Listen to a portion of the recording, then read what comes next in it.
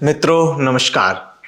आज के video blog में हम चर्चा करेंगे सदैव चर्चा में रहने वाले संगठन राष्ट्रीय स्वयंसेवक संघ और उसके राजनीतिक संबंधों की। आपसे आग्रह है कि चैनल को सब्सक्राइब कर लें और इस वीडियो को उन लोगों तक अवश्य पहुंचाएं जो संघ और राजनीति के विषय में जानना चाहते हैं। महान स्वतंत्रता सेनानी डॉक्टर केशव बलिराम हेडगेवार ने वर्ष 1925 में राष्ट्रीय स्वयंसेवक संघ के रूप में जो बीज बोया था, आज वह वट वृक्ष बन गया है। उसकी अनेक शाखाएं समाज में सब दूर फैली हुई हैं। संघ लगातार दसों दिशाओं में बढ़ रहा है। 100 वर्ष की अपनी यात्रा में संघ ने समाज जीवन के विविध क्षेत्रों में राष्ट्रीय भाव का जागरण किया है, जिसमें राजनीतिक क्षेत्र भी शामिल है। हालांकि आरएसएस विशुद्ध सांस्कृतिक एवं सामाजिक संगठन है। आरएसएस की ओर से भी सांस्कृतिक संगठन होने का दावा किया जाता है। फिर क्यों और कैसे वह राजनीति को प्रभावित करता है, यह प्रश्न अनेक बार लोग उठाते हैं। जब संघ और राजनीति की बात निकलती है तो यह बहुत दूर तक नहीं जाती। दरअसल राष्ट्रीय स्वयंसेवक संघ को निकटता से नहीं जानने वाले लोग इस विषय पर भ्रम फैलाने का काम करते हैं। राजनीति का जिक्र होने पर यह सब भारतीय जनता पार्टी के साथ संघ को नत्थी कर देते हैं। भाजपा संघ परिवार का हिस्सा है, इस बात से किसी को इनकार नहीं, लेकिन भाजपा के कंधे पर सवार होकर संघ राजनीति करता है, यह धारणा बिल्कुल गलत है। देश के उत्थान के लिए संघ का अपना एजेंडा है, सिद्धांत है। जब राजनीति उससे भटकती है तब संघ समाज से प्राप्त अपने प्रभाव का उपयोग करता है। सरकार चाहे किसी की भी हो, यानी संघ समाज शक्ति के आधार पर राज सत्ता को संयमित करने का प्रयास करता है। अचंभित करने वाली बात यह है कि विद्वान संघ के विराट स्वरूप की अनदेखी करते हुए मात्र यह साबित करने का प्रयास करते हैं कि भाजपा ही संघ है और संघ ही भाजपा। आरएसएस प्रत्यक्ष राजनीतिक गतिविधियों में हिस्सा नहीं लेता है। संघ चुनाव नहीं लड़ता है। भाजपा के किसी उम्मीदवार के पक्ष में वोट करने के लिए संघ किसी प्रकार की अपील जारी नहीं करता है। आपको पता होना चाहिए 1925 से 1948 तक संघ ने राजनीतिक क्षेत्र में काम करने के विषय में सोचा भी नहीं था। राजनीति संघ की प्राथमिकता में आज भी नहीं है।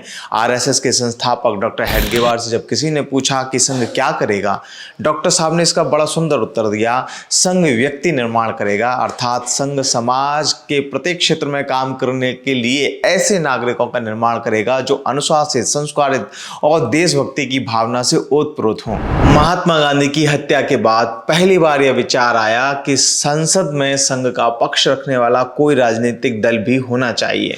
30 जनवरी 1948 को महात्मा गांधी की दुर्भाग्यपूर्ण हत्या हुई थी। संघ विचारधारा के बढ़ते प्रभाव से घबराए तत्कालीन राजनेताओं ने इस दुखद घड़ी में घृणित राजनीति का प्रदर्शन किया। संघ को बदनाम करने के लिए उस पर गांधी जी की हत्या का दोषारोपण किया गया। झूठे आरोपों को आधार बनाकर तत्कालीन केंद्र सरकार ने 4 फरवरी 1948 को संघ पर प्रतिबंध लगा दिया। बाद में जब सरकार को मुंह की खानी पड़ी, सारे आरोप झूठे साबित हुए, तब 12 जुलाई 1949 को संघ से प्रतिबंध हटाया गया। प्रतिबंध के विरोध में 9 दिसंबर 1948 को संघ को एक देशव्यापी सत्याग्रह आंदोलन चलाना पड़ा, जिसमें 60,000 से अधिक स्वयंसेवकों ने हिस्सा लिया था, जेल गए थे। स्वयंसेवकों को बार बार यह बात कचोट रही थी कि विरोधियों ने सत्ता की ताकत का जिस प्रकार महात्मा गांधी की हत्या का झूठा आरोप लगाकर संघ को कुचलने का प्रयास किया है, भविष्य में इस तरह से संघ को परेशान फिर से किया जा सकता है। राजनीतिक ताड़ना के बाद ही इस बहस ने जन्म लिया कि संघ को राजनीति में हस्तक्षेप करना चाहिए। विचार मंथन शुरू हुआ कि आरएसएस स्वयं को राजनीतिक दल में बदल ले, यानी राजनीतिक दल बन जाए या राजनीति से पूरी तरह दूर रहे, या किसी राजनीतिक दल का सहयोग करे, या फिर एक नया राजनीतिक दल बनाए। स्वयं को राजनीतिक दल में परिवर्तित करने से संघ का विराट लक्ष्य कहीं पीछे छूट जाता, लेकिन परिस्थिति ऐसी बन गई थी कि राजनीति से दूर नहीं रहा जा सकता था। उस समय कोई ऐसा राजनीतिक दल नहीं था जो संघ की विचारधारा के अनुकूल हो, इसलिए किसी दल को सहयोग करने का विचार भी संघ को त्यागना पड़ा। लंबे विचार विमर्श के बाद तय हुआ कि संघ की प्रेरणा से नए राजनीतिक दल का गठन किया जाएगा। इसी बीच कांग्रेस की गलत नीतियों से मर्माहत होकर 8 अप्रैल 1950 को केंद्रीय मंत्रिमंडल से इस्तीफा देने वाले डॉक्टर श्यामा प्रसाद मुखर्जी संघ के सरसंघचालक श्री गुरुजी के पास सलाह मशवरा करने के लिए आए थे। वे नया राजनीतिक दल बनाने का प्रयास कर रहे थे। श्री गुरुजी ने संघ से कुछ कार्यकर्ता डॉक्टर मुखर्जी को दिए और अक्टूबर 1951 में उनके सहयोग से डॉक्टर मुखर्जी ने जनसंघ की स्थापना की। वर्ष 1952 के आम चुनाव में जनसंघ ने एक नए राजनीतिक दल के रूप में भाग लिया। यद्यपि इस चुनाव में जनसंघ को बहुत अपेक्षित सफलता नहीं मिली, लेकिन जनसंघ के माध्यम से संघ ने राष्ट्रीय राजनीति में एक नई धारा को स्थापित करने का काम प्रारंभ कर दिया। जनसंघ को मजबूत करने में संघ के प्रचारक नानाजी देशमुख, बलराज मधोक, भाई महावीर, सुंदर सिंह भंडारी, जगन्नाथ राव जोशी, लाल कृष्ण आडवाणी, कुशाभाऊ ठाकरे, रामभाऊ गोडबोले, गोपाल राव ठाकुर और अटल बिहारी वाजपेयी ने महत्वपूर्ण भूमिका निभाई। इन सब में सबसे महत्वपूर्ण नाम है पंडित दीनदयाल उपाध्याय का। पंडित दीनदयाल उपाध्याय जी ने भारतीय राजनीति को एकात्म मानव दर्शन जैसा मंत्र दिया। आज की भाजपा सरकारें दीनदयाल जी के इसी दर्शन को आधार बना करके अंतिम व्यक्ति के कल्याण पे काम कर रहे हैं। जनसंघ को खड़ा करने में संगठनात्मक जिम्मेदारी दीनदयाल उपाध्याय जी की ओर आई। अद्भुत संगठनात्मक क्षमता के धनी पंडित जी के प्रयास से भारतीय जनसंघ देश में एक मजबूत राजनीतिक दल के रूप में खड़ा हो गया। 17 साल में दीनदयाल उपाध्याय ने भारतीय राजनीति की दिशा और दशा दोनों को बदल दिया। अगर उनकी हत्या नहीं हुई होती तो निश्चित ही आज का राजनीतिक परिदृश्य कुछ और होता। एक बात याद रखें, जनसंघ की नीतियों में संघ का सीधा कोई हस्तक्षेप नहीं था, चूंकि संघ के कार्यकर्ता ही जनसंघ का संचालन कर रहे थे। इसलिए संघ ने जनसंघ को स्वतंत्र छोड़कर संघ के दूसरे आयामों पर अधिक ध्यान देना जारी रखा। हालांकि साल में एक बार दीनदयाल उपाध्याय और श्री गुरुजी एक साथ बैठते थे। दीनदयाल जी गुरुजी को जनसंघ के संबंध में जानकारी देते थे और श्री गुरुजी भी उन्हें कुछ आवश्यक सुझाव दे दिया करते थे। जनसंघ से भाजपा तक आपसी संवाद की यह परंपरा आज भी कायम है। अब इसे कुछ लोग संघ की क्लास में भाजपा कहें तो ये उनकी अज्ञानता ही है। इस संदर्भ में श्री गुरुजी के कथन को भी देखना चाहिए। उन्होंने 25 जून 1956 को ऑर्गेनाइजर में लिखा था, संघ कभी भी किसी राजनीतिक दल का स्वयंसेवी संगठन नहीं बनेगा। जनसंघ और संघ के बीच निकट का संबंध है। दोनों कोई बड़ा निर्णय परामर्श के बिना नहीं करते, लेकिन इस बात का ध्यान रखते हैं कि दोनों की स्वायत्तता बनी रहे। 1975 लोकतंत्र के लिए काला अध्याय लेकर के आया। तत्कालीन प्रधानमंत्री श्रीमती इंदिरा गांधी ने देश पर आपातकाल लाद दिया। संघ ने इसका पुरजोर तरीके से विरोध किया। संघ के कार्यकर्ताओं पर आपातकाल में बड़ी क्रूरता के साथ अत्याचार किए गए। इसके बाद भी संघ लोकतंत्रीय रक्षा के लिए आपातकाल का विरोध करता रहा। लोकनायक जयप्रकाश नारायण के आंदोलन में संघ की भागीदारी स्पष्ट है। संघ के स्वयंसेवकों की भागीदारी के कारण ही आंदोलन व्यापक हो सका। 2 साल लंबे संघर्ष के बाद तत्कालीन प्रधानमंत्री इंदिरा गांधी को आपातकाल हटाना पड़ा। चुनाव में कांग्रेस की भारी हार हुई। 1977 में जनता पार्टी का गठन किया गया। जनसंघ का जनता पार्टी में विलय हो गया, लेकिन कम्युनिस्टों ने ऐसी परिस्थितियां खड़ी कर दी कि जनसंघ के नेताओं को जनता पार्टी से बाहर आना पड़ा। 1980 में उन्होंने भारतीय जनता पार्टी की स्थापना की। आज भाजपा देश की सबसे बड़ी पार्टी के नाते देश को चला रही है। छात्र राजनीति में भी संघ की प्रेरणा से अखिल भारतीय विद्यार्थी परिषद काम कर रही है। परिषद का जन्म उस समय हुआ जब संघ पर पहला प्रतिबंध लगा। समाज में रचनात्मक कार्यों को जारी रखने के लिए और प्रतिबंध का विरोध करने के लिए संघ की प्रेरणा से ही एबीवीपी का गठन किया गया था। आज एबीवीपी युवा राजनेताओं की पौध खड़ी कर रही है। आरएसएस राष्ट्र की संप्रभुता के विषयों पर लगातार चिंतन करता रहता है। संघ की अखिल भारतीय प्रतिनिधि सभा और अखिल भारतीय कार्यकारिणी मंडल अनेक अवसरों पर भारतीय राजनीति को संदेश देने के प्रस्ताव पारित कर चुके हैं। राष्ट्रभाषा नीति 1958, गोवा आदि का संलग्न प्रांतों में विलय 1964, सांप्रदायिक दंगे और राष्ट्रीय एकता परिषद 1968, राष्ट्रीय अखंड इकाई 1978, विदेशी घुसपैठी 1984, आतंकवाद और सरकार की ढुलमुल नीति 1990, सांप्रदायिक आधार पर आरक्षण न हो 2005। ये ऐसे अनेक प्रस्ताव हैं जिन्होंने राष्ट्रीय दिशा से भटकती राजनीति को सचेत किया है। संघ के प्रयत्नों के कारण ही देश में आज समान नागरिक संहिता को लेकर के सार्थक बहस चल रही है, जो निश्चित ही परिणामकारी रहेगी। जम्मू कश्मीर में अलगाव की भावना को मजबूत करने वाले अस्थायी अनुच्छेद 370 और 35 से आज समाप्त हो गए, तो इसकी पृष्ठभूमि में भी आरएसएस का आंदोलन है।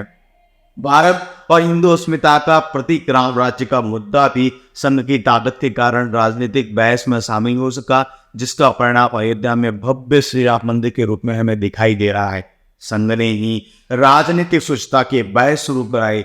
चुनाव प्रक्रिया में धन के प्रभाव को रोकने और अपराधियों के चुनाव लड़ने को प्रतिबंध कराने के लिए संघ ने ही सामाजिक मुहिम चलाई। इस संबंध में प्रतिनिधि सभा के 1996 के प्रस्ताव को देखना चाहिए, जो राजनीति और भ्रष्टाचार पर केंद्रित था। वर्तमान में गौ हत्या पर बहस छिड़ी हुई है। गौ संरक्षण के लिए संघ ने अथक प्रयास किए हैं। संघ के आंदोलनों से बने जन प्रभाव के कारण ही कांग्रेस सरकारों को भी गौ हत्या प्रतिबंध के संबंध में कानून बनाने पड़े। असम और पश्चिम बंगाल में 1950 में, तत्कालीन बम्बई प्रांत में 1954 में, उत्तर प्रदेश, पंजाब और बिहार में 1955 में गौ हत्या प्रतिबंध संबंधी कानून बनाए गए। उक्त समय में वहां कांग्रेस की सरकारें थी। इसी तरह कांग्रेस के समय में ही तमिलनाडु में 1958 में, मध्य प्रदेश में 1959 में, उड़ीसा में 1960 में, तो कर्नाटक में 1964 में इस प्रकार के कानूनों को बना करके लागू किया गया। मामला 2007 का भी है। यूपीए सरकार ने राम सेतु को तोड़ने के लिए पूरी तैयारी कर ली थी। सरकार की जिद इतनी अधिक थी कि उसने कोर्ट में हलफनामा दायर करके हिंदुओं के आराध्य भगवान श्री राम के अस्तित्व पर ही प्रश्न चिन्ह खड़ा कर दिया था। लेकिन राम सेतु को बचाने के लिए देश भर में संघ ने व्यापक आंदोलन किया। इससे घबराकर सरकार को अपने कदम वापस खींचने पड़े। कुछ इसी तरह के हालात यूपीए 2 के कार्यकाल में उस समय बने जब सरकार ने सांप्रदायिक एवं लक्षित हिंसा रोकथाम विरोध विधेयक को लागू करने का विचार बना लिया था। संघ के विरोध के कारण सरकार का हौसला पस्त हो गया, अन्यथा तो सरकार तुष्टीकरण की राजनीति को चरम पर पहुंचाने वाली थी। संघ के कारण भारतीय राजनीति में लंबे समय से चली आ रही तुष्टीकरण और वोट बैंक की परंपरा का खुलासा हो सका है। जब कभी भारतीय राजनीति असंतुलित हुई है, संघ ने हस्तक्षेप किया है, अर्थात सरकारों ने वोट बैंक की राजनीति की फेर में जब राष्ट्रीय एकता के मूल प्रश्न की अनदेखी की है, तब संघ ने राजनीति में हस्तक्षेप किया है। भाजपा भले ही संघ परिवार का हिस्सा है, लेकिन संघ ने स्वयं को दलगत राजनीति से हमेशा दूर ही रखा है। देश की सामयिक परिस्थितियों और राजनीति के प्रति संघ सजग रहता है। राजनीति समाज के प्रत्येक अंग को प्रभावित करती है। संघ इसी समाज का सबसे बड़ा सांस्कृतिक संगठन है, इसलिए संघ और राजनीति का संबंध स्वाभाविक भी है। राष्ट्रीय स्वयंसेवक संघ एक ऐसा संगठन है जिसका ध्येय राष्ट्र को परम वैभव पर लेकर के जाना है। आलोचक यदि इसका अर्थ हिंदू राष्ट्र या सांप्रदायिक राष्ट्र से लगाते हैं, तो इससे उनकी संघ के बारे में अध्ययन की कमी ही उजागर होती है। संघ और राजनीति पुस्तक के लेखक एवं राज्यसभा सांसद प्रोफेसर राकेश सिन्हा कहते हैं, सांस्कृतिक संगठन का तात्पर्य झाल मजीरे बजाने वाला संगठन न होकर राष्ट्रवाद को जीवंत रखने वाला आंदोलन है। इसलिए आवश्यकता अनुसार संघ राजनीति में हस्तक्षेप करता है, जो आवश्यक भी है, अपेक्षित भी है। हम समझ सकते हैं कि संघ राजनीति का उपयोग इतना भारी करता है कि उसके मार्ग में बेवजह अड़चन खड़ी न की जाए, मिथ्या आरोप संघ पर न लगाए जाए। संघ के पास राजनीतिक शक्ति नहीं है, यह सोचकर कोई उसके वैचारिक आग्रह की अनदेखी न कर सके। संघ के खिलाफ षड्यंत्र होने पर संसद में भी संघ के हित की बात करने वाले लोग मौजूद हैं। एक बात स्पष्ट तौर पर समझ लेनी चाहिए कि संघ राजनीति को प्रभावित करता रहा है और भविष्य में भी करेगा। इसके साथ यह भी स्पष्ट है कि संघ सीधे चुनाव में भाग नहीं लेता है और भविष्य में भी नहीं लेगा। संघ का राजनीति में प्रभाव उसकी ताकत से है, जो उसने अपने 90-100 साल के कार्यकाल में जनता के भरोसे से हासिल की है। देश के खिलाफ कोई ताकत खड़ी होने का प्रयास करती है, तब संपूर्ण समाज संघ की ओर उम्मीद से देखता है और संकट के समय में भी संघ से ही मदद की अपेक्षा करता है। आखिर में इतना ही कहना चाहूंगा दोस्तों, हमें हमेशा यह याद रखना होगा, राजनीतिक ताकतों ने ही संघ को राजनीति के विषय में सोचने के लिए मजबूर किया है, अन्यथा राजनीति संघ की प्रकृति और उसका स्वभाव नहीं। आज भी संघ की प्राथमिकता में राजनीति नहीं है। संघ तो सबको साथ लेकर के चलने में विश्वास करता है। मित्रों, फिर कभी और किसी विषय पर चर्चा करेंगे। तब तक के लिए आपसे अनुमति चाहते हैं। जय हिंद।